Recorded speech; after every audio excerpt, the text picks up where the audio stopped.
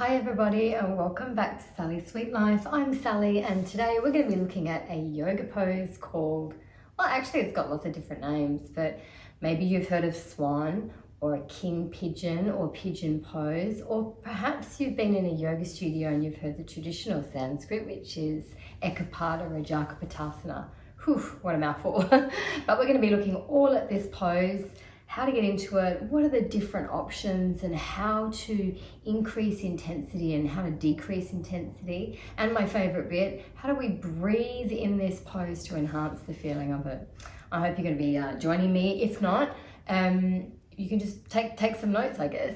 But if you are joining me, you'll notice today I haven't got a mat. I don't really need a mat today because I'm not standing and I don't need anything grippy. So feel free to just come down onto the floor. We're going to turn this way, all right, and come onto all fours. Let's begin. So your back leg, your back knee, just bring it forward toward your hands and then slide your front leg back. Yeah. And we're coming into a position where the hips come down, but maybe that's not for you today, and maybe you're feeling like, wow, I'm way up here.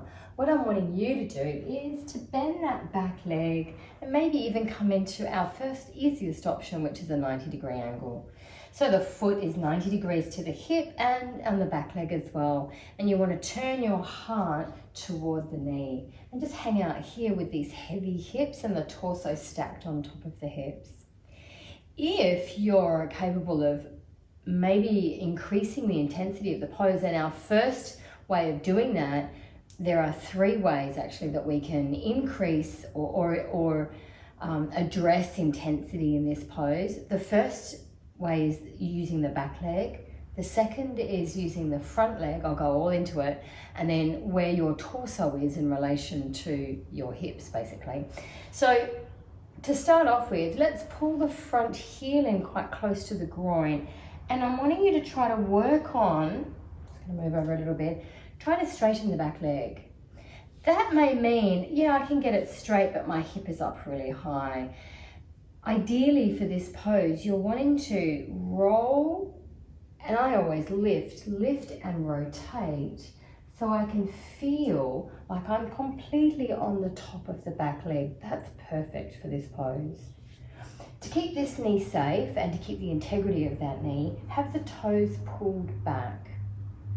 So if you're up here and you're like, well, I can get up on the top of the back of the leg, but I'm not all the way down, that's okay. It's like you're in this hammock kind of a feeling through the hips, and gravity is going to be helping you to assist you in that stretch, and that's perfect. If we come all the way down toward the floor, that's good too. And perhaps even for you, you're down here and you're thinking, well, I'm down here and I can't feel a thing. I don't get it. I'm going to get to that in a moment, but you should be feeling definitely maybe a stretch in the hip flexor, underneath here in this back leg hip socket, all right? And as we pull the chest up, hence the pigeon proud chest feel, or maybe the swan, you can feel it, I'm hoping, in the lower back as well. So square and grounded is what we're wanting. But again, if you're like, I don't get it, I can't feel it, that's cool. You need to be working on this leg now. And we're going to start to pull this heel away from the groin. Then try and square back up. Now, if you're a participant and or even a teacher, and you're doing a gym-based fitness yoga program like Body Flow or Body Balance, they never teach to the intensity or getting intensity in this front leg. They only ever teach to the back leg and either bending it for less intensity and straightening it for more intensity. If you're a participant in one of those classes, just go with the instructor and what they suggest. And if you're an instructor in that program, just go with what that program suggests. But if you're looking for something more in your own private time and when you're having a bit of a play, or perhaps you're in a yoga studio now or offering this to you, they'll offer the heel to come away, and the full expression in this particular pose is that you've got that 90-degree angle. Wow, and you can see I can't get there. It's not for me, because you really need to be here. So I've got that much depth and room before I can really pull that heel out.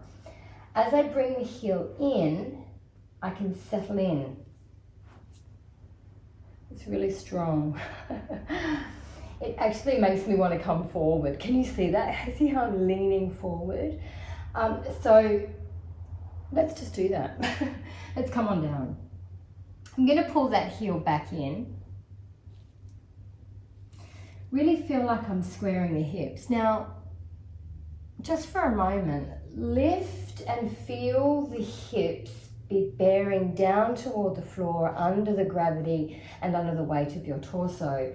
And as your torso comes down, can you feel that the hips lift a little? Yes.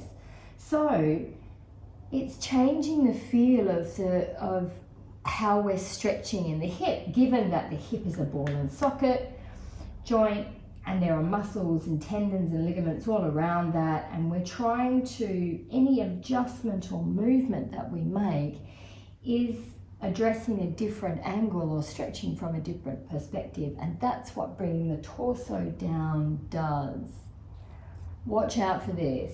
You really want to square the hips down, so think about that hip rolling toward the heel. It may even, I'm just going to quickly switch legs so I can show you. So I'm here. Can you see how I'm heavy in this side, in this hip? I want to roll the hip down, and it kind of lifts that outer thigh off the floor. And that's okay. I'm getting this massive funky stretch all the way through. I want to invite you to just like switch over, because we don't want to do it all on one leg. So let's come into on all fours again. Bring that back knee forward and come down, and we'll continue on this pose. Remember, toes back. We're rolling, we're coming down, and we're feeling square. That's really important. So I'll show you from the front. Got enough room? I don't know if I've got enough room. How we roll the hip down. So I'm really getting this great connection into that stretch, right where I want it, right in that hip and all around the muscles, glute medius a little bit. I want to use the floor now for more intensity. So now that I'm down and I don't have the gravity assisting us in this stretch, and I'm squared up, I want to use the floor just a little bit by pressing my hands into the floor. Can you see that slight adjustment as my whole body goes back a little? Did you see that? Because that's what I'm trying to do. I'm trying to drive down and go long in that back leg. And that feels really, really good. Like I'm in the stretch. I'm not forcing the stretch. I'm in it, but I'm kind of just like working with it. Like where I'm kind of up against the wall and I'm just staying there. I'm not kind of pulling out of it. And the body will want to do that. So be mindful of where it feels intense. Yeah. And then we come into breathing, of course, because breathing really helps us to relax. And this is definitely like swan comes from, that terminology comes from yin yoga. And yin is long holding poses. It's definitely going into connective tissue. So we want to really settle and surrender in. And breathing helps us to do that. So I'd like to suggest to you or welcome you to a beautiful breath, almost like a movement and direction in the body. It's one of the most powerful things I've ever discovered in yoga. So I'm going to breathe in, but I'm going to visualize the breath coming up the front of my body.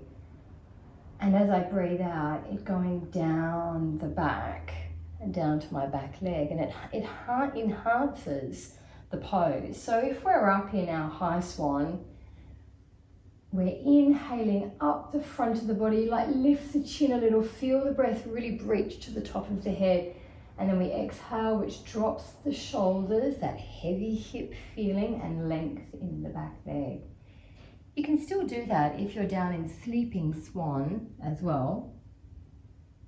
You could do a breath direction that is more around inhaling through the hips and through the heart forward and exhaling down the back.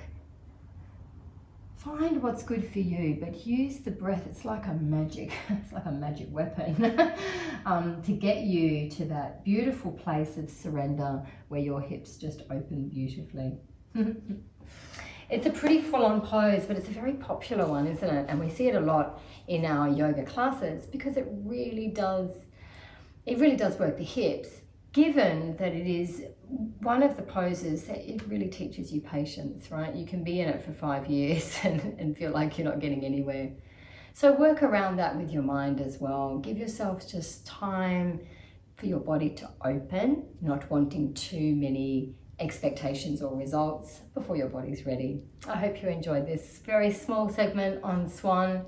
Enjoy your yoga and we'll see you soon.